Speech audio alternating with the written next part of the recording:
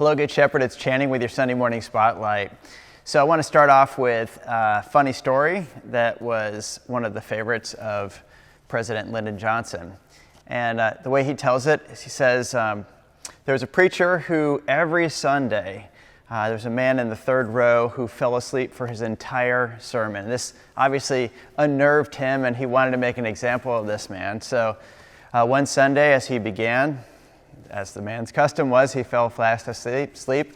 And so he said very quietly to the congregation, "All of you who would like to go to heaven, please stand up." And everybody, with the exception of the man, stood up.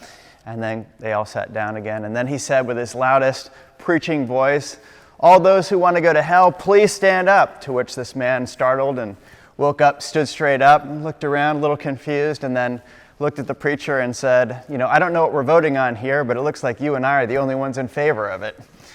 Anyway, okay, so today I'd like to go ahead and explore our gospel lesson for this coming Sunday.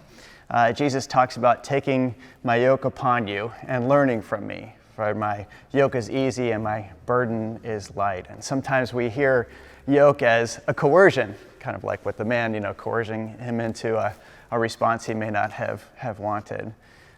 When I think Jesus is really offering us an invitation to take, and that the yoke is really an invitation to live into the assurance of God's love with us. And as we do that, we come to rest in that and find that that is not a burden at all, but we find rest for our souls.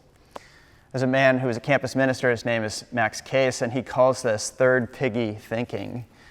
You may remember this story.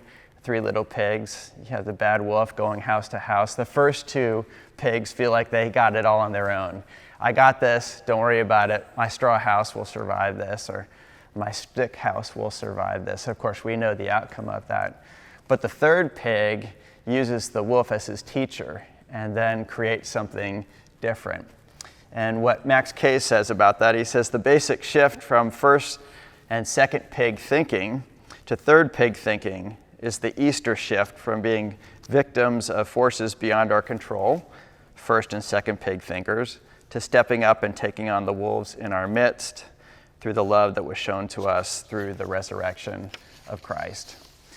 I've seen people who are yoked to things that aren't so healthy in their life, consumed by apathy and anger and resentment, and the outcome is not life at all.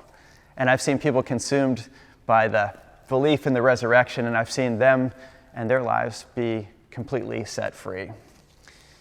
I think that's the distinguishing aspects of the yoke that Jesus offers us. It is to come under the understanding and into the experience of God's abiding love with us, in which we find absolute freedom and not restrictions or imprisonment, no coercion, the invitation to be a part of something which is truly life-giving.